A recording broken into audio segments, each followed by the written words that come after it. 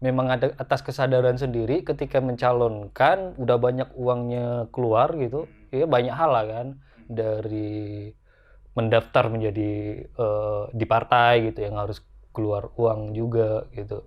Ya, kebanyakan masalahnya sekarang kan balik modalnya korupsi lagi. Makanya banyak anggota DPR Ya yang kalau menggunakan nggak uang. korupsi kan nggak balik modal. Gaji berapa sih? Tapi kan Bukti takut utama. sekarang bicara demokrasi untuk kritis sekarang udah takut mau kritis di media sosial, takut di undang-undang ITE, ya kan? Takut kena ciduk. Bentar Nah, lagi abang kena ciduk. bangkai emang ya.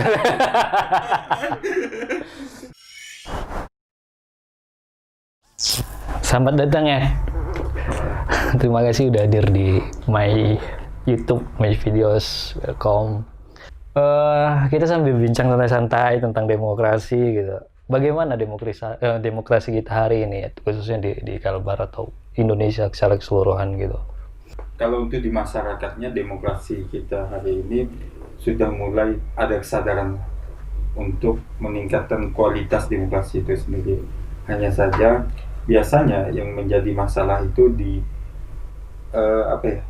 istilahnya adalah orang yang menjalankan demokrasi atau orang yang dipilih untuk melakukan demokrasi itu sendiri. Misalnya di DPR maupun pemerintahan. Nah, ini yang menjadi masalah yang belum seutuhnya. Misalnya kalau demokrasi ini kan suara rakyat yang diutamakan. Dan kebiasaannya adalah orang-orang yang alat-alat ini yang harusnya menjalankan demokrasi ini itu tidak maksimal dalam menjalankan. Berarti orang-orang yang menjalankan alat demokrasi ini tidak demokrasi gitu. Iya, seperti itu. Misalnya kalau kita lihat kalau isu terkini misalnya, kami menilai ada misalnya partai politik di dalam memilih seseorang itu terkadang biasa dia tidak melihat dari segi contohnya rekam jejaknya menjadi wakil rakyat atau seperti apa. Nah, ini kan menjadi masalah ketika dia sudah terpilih. Jadi itu yang dimaksud dengan kurangnya gitu, yang di awalnya dibilang bahwa perkembangan demokrasi kita sekarang itu cukup baik ya kan? Cukup baik. Dan bentuk cukup baik itu seperti apa? Sementara tadi barusan bilang bahwa saat pilkada pemilihan pemerintahan kepala daerah itu masyarakat kurang gitu. Kurang mencari informasi terkait tentang calon yang akan dipilihnya itu gitu. Bukan kurang, artinya tidak disediakan oleh partai politik itu sendiri yang menawarkan calon-calonnya. Nah, ini yang menjadi berarti pelanggar demokrasi itu adalah partai politik itu. Bisa dikatakan seperti itu. Bisa dikatakan seperti itu karena mereka yang menawarkan orang-orang itu. Dan tapi penyelenggaranya apakah tidak menyiapkan itu dengan terbuka melalui website atau apa gitu? Kan seperti ini, bahasanya adalah setiap orang mempunyai hak untuk dipilih maupun memilih. Ya. Nah, orang-orang ini kan yang ditawarkan oleh partai politik. Nah, biasanya orang-orang yang ditawarkan di dalam partai politik ini, yang ditawarkan oleh partai politik ini tidak sesuai atau tidak mengerti permasalahan rakyat. Ketika dia tidak mendengarkan suara rakyat. Ambil saja contoh misalnya beberapa kali pembentukan undang-undang kan itu tidak mendengarkan suara rakyat. Karena apa? Karena mereka ketika duduk di DPR seperti itu, mereka adalah petugas partai, bukan petugas rakyat. Nah, ini menjadi masalah gitu. Selama masih menjadi petugas partai, apapun keputusan partai itu akan diikuti. Jadi Anda setuju tidak kalau dibilang memang berarti pelanggar demokrasi itu adalah partai politik? Yang tidak maksimal bekerja itu adalah partai politik. Jadi bagaimana cara mendengar aspirasi rakyat? Apakah hanya reses doang atau sosialisasi doang gitu? Selama ini kan mereka mengakuin ini atas penyerapan aspirasi rakyat, maka jadilah undang-undang ini atau perda ini kalau di kabupaten atau kota. Yang menjadi masalah selama ini kan suara-suara rakyat, misalnya yang tertindas dan lain sebagainya yang tidak didengarkan, misal pembangunan jalan di daerah lah, yang kebanyakan belum terrealisasi. Artinya hari ini petugas partai yang diwakilkan mewakili rakyat ini tidak maksimal bekerja seperti itu. Nah, masalahnya adalah ketika orang seperti ini ditawarkan misal suara rakyat atau keputusan partai, mereka akan mengutamakan keputusan partai daripada suara rakyat. Ini yang menjadi masalah. Kita tidak ada prioritas nomor satu. Apakah itu terjadi hanya di belakangan sekarang atau memang udah dari dulu tuh? Udah dari dulu. Makanya Jadi kenapa masih ada gitu? Apa penyebabnya kenapa masih ada dari partai gitu? Memungkinkan nggak dibuatnya suatu undang-undang, adanya legislatif atau tidak ada sama sekali legislatif? Kalau saya adalah ke depan lah kita harus membangun narasi bahwasanya utuh wakil rakyat ini adalah orang-orang petugas rakyat, bukan petugas partai. Walaupun biasanya kan orang seperti ini, kenapa dia memilih keputusan partai? Karena ketika dia tidak memilih keputusan partai, dia akan punya potensi di PAW atau diganti. Oh, pergantian antar waktu ya? Iya, nah ini menjadi masalah, ketakutannya kan di situ. Nah harusnya utuh dia adalah menyuarakan suara rakyat. Utuhnya? Iya, utuhnya harus menyuarakan. Maka bukan utuhnya membalikan atau utuhnya program yang dibuat adalah untuk balik modal gitu, bukan itu? Kebiasaannya seperti itu. Makanya kami menekankan masyarakat jangan sampai money politik ini dimanjakan di dalam pemilihan atau di pesta demokrasi. Karena inilah salah satu yang ada istilah balik modal itu, inilah salah satu awalnya. Tapi kan emang iya ya, kalau bicara balik modal kayaknya memang harus balik modal gitu kan. Kan tidak semua calon itu punya modal gitu. Ada yang disokong untuk ya kamu naik dah gitu kan. Ya kan, ada beberapa yang disokong atau memang ada atas kesadaran sendiri ketika mencalonkan udah banyak uangnya keluar gitu. Ya banyak hal lah kan, dari mendaftar menjadi di partai gitu yang harus keluar uang juga gitu. Ya, kebanyakan masalahnya sekarang kan balik modalnya korupsi lagi. Makanya banyak anggota DPR.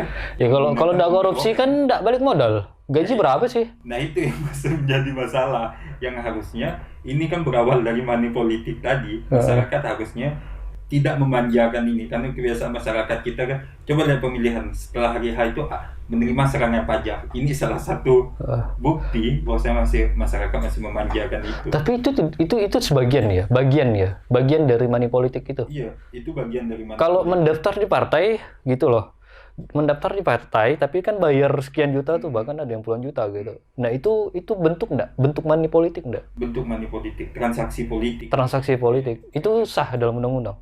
Diam-diam dia. Seharusnya tidak ada gitu kan. Seharusnya tidak ada. Cuman ada satu partai kalau nggak salah sempat kampanye itu. Iya. Tidak ada mahar politik ya kan. Iya. Tapi nggak bisa dong disalahkan kayak yang kau bilang tadi itu serangan fajar gitu. Emang itu memang butuh uang yang banyak gitu loh. Dan itu kan yang pelakunya itu ya orang si calon sendiri.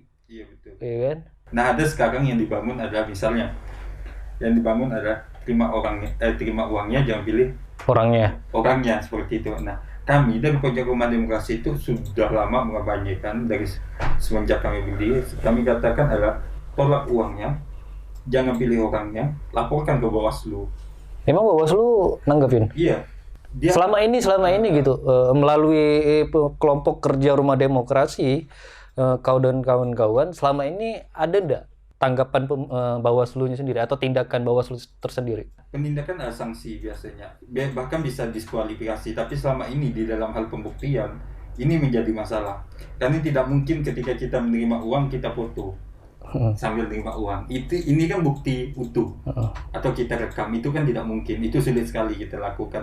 Ketika kita melaporkan Bawaslu, kita harus ada bukti. Bahkan ada yang dia melihat secara langsung, tapi ketika disuruh menjadi saksi, ini sulit. Tapi ada yang sampai sudah diusut ke ranah money politik itu gitu. Pernah. Itu kasus pilkada atau legislatif? Kalau tidak salah kemarin di legislatif, kalau tidak salah, pemilu 2019. Orangnya naik enggak sekarang? Enggak. Jujur aja lah, bilang iya. Enggak. Serius. Kok takut sih? Enggak. Aman ya? Aman. Nah, kalau bicara tadi ada menyinggung kasus SARA gitu di kancah pemilu gitu, baik itu legislatif ataupun pilkada. Kenapa isu SARA ini sangat seksi dan menjadi strategi yang terus berulang-ulang gitu, yang terus muncul dikala muncul musim-musim pemilu Nah, itu apa yang menjadi penyebabnya itu? Apakah memang sengaja dimainkan atau digaungkan kembali oleh calon, baik pilkada atau pilkada khususnya, atau ada faktor lain nih, atau ada faktor lain yang jelas? Kalau bicara tentang kesadaran demokrasi, saya rasa memang masyarakat, betul tadi yang di awal bilang, masyarakat sudah sadar. Nah, namun itu tidak bisa dicegah nih. Jauh-jauh hari sebelum pilkada tidak bisa dicegah. Pasti ada lagi muncul isu sara. Karena masyarakat kita itu religius lah seperti itu. Religius. Dia bangga dengan identitas dia. Nah, inilah yang dimanfaatkan oleh elit-elit politik dalam hal berkampanye misalnya. Sehingga ketika masyarakat ditawarkan memilih ini, dia berdasarkan pada sara tadi seperti itu. Nah, kami mengatakan misalnya saya bangga dengan agama saya, bangga dengan etnis saya, itu tidak masalah. Karena itulah identitas saya. Ya. Nah, yang menjadi masalah ini ketika dipolitisasi. Ketika sara ini... Siapa yang politisasi? Biasanya orang-orang politik itu sendiri. Orang-orang politik. Calonnya, timnya, ini yang dijual gitu. Lihat saja pilkada di Kalbar ini. Pasti terjadi itu kan. Pasti terjadi. Bahkan pemilihan presiden sekalipun pasti terjadi itu. Tindakan kalau masyarakat kita memang tidak bisa kontrol karena luas sekali gitu. Nah, tapi dari pemangku kebijakan ini, apa sih upaya yang selama ini dilakukan gitu? Menurut sudah ada aturan di dalam hal itu, misalnya dilarang berkampanye menggunakan isu sara. Itu sudah ada larangan itu seperti itu. Ya, kampanye tidak mungkin dong gunakan isu sara. Yang paling parah itu kan door to door-nya gitu. Maksudnya face to face timnya itu loh yang membuat isu itu berkembang. Di Kalbar sendiri biasanya face to face itu tidak seperti ini. Kalau saya bertemu dua orang, saya katakan, yalah pilih ini karena di agama ini. Tidak masalah. Yang menjadi masalah ketika ini dikapitalisasi di dalam keramaian sehingga itu menimbulkan perpecahan. Kalau di aturan itu kan misal di rumah ibadah itu dilarang seperti itu.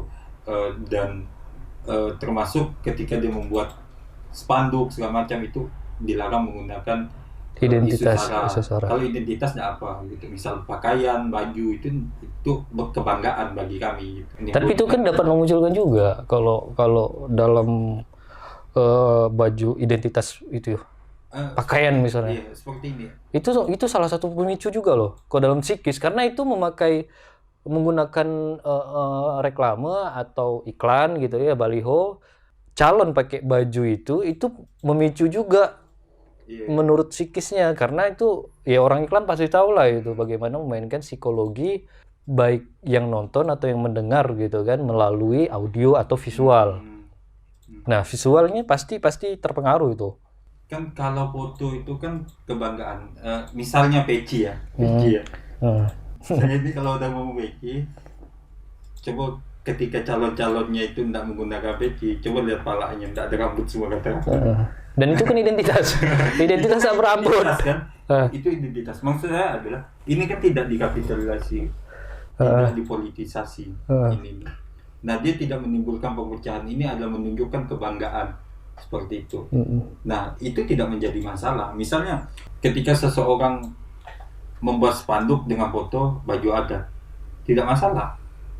Itu kebanggaan dia gitu.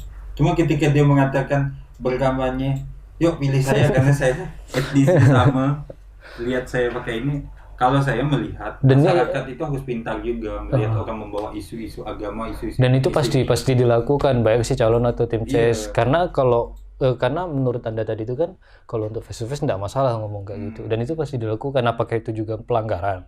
Enggak kan? Secara etika pasti pelanggaran ya? Iya, secara etika, apalagi sampai ketahuan, itu pasti pelanggaran gitu. Cuma kunci utamanya sebenarnya adalah di pemilih. Makanya pemilih harus rasional. Tidak dalam hal memilih dia tidak melihat dari sisi etnis, sisi sara tadi, sisi agama, tapi dari sisi rekam jejak, dari sisi visi dan misi, gagasan dia membangun daerah atau gagasan dia membangun masyarakat. Pemilih ya berarti masyarakat. Nah, ini yang penting gitu. Cuma di sisi lain partai politik, tokoh politik atau orang politik itu sendiri harus memberikan pendidikan politik. Nah selama ini kan tidak berimbang. Ya tujuan mereka kan ketika ada calon yang diusung ya tujuannya menang bagaimanapun caranya.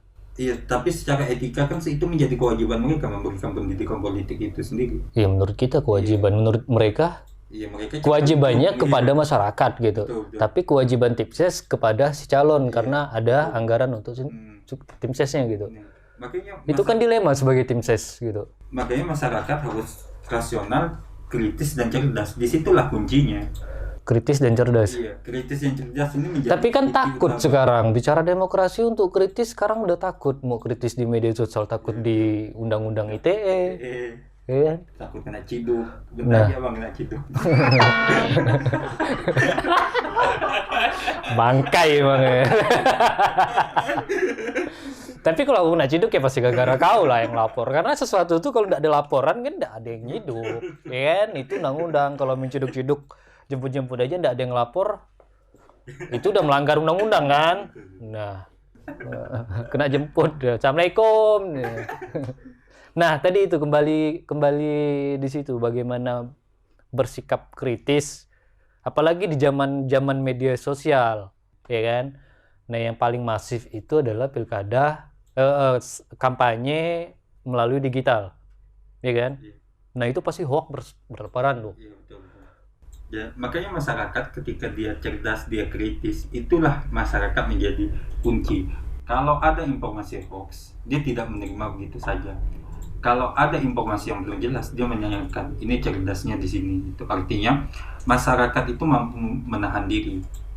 Nah, kebiasaan kalau di dalam dunia digital kita tidak bisa menahan diri. Biasanya dapat informasi ini kita share saja atau kita sebar saja. Berarti media punya peran yang sangat besar di situ. Media sosial punya peran yang Tidak hanya media sosial, tapi media ini maksudnya jelas.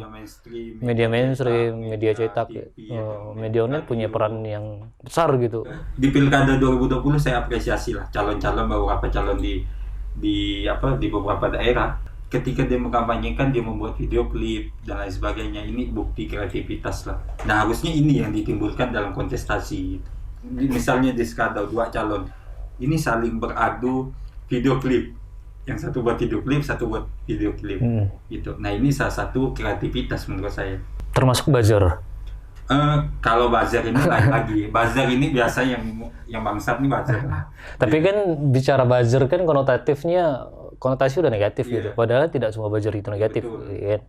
Nah, yang jadi masalah ini buzzer yang sengaja dibayar nih. Ini bagaimana, ada nggak upaya udah ada rilis dari pemangku jabatan atau penyelenggara gitu untuk mewanti-wanti buzzer yang nyebarin ujaran kebencian, hoax dan segala macam. Kami tahun 2018 itu melakukan pengawasan di media sosial.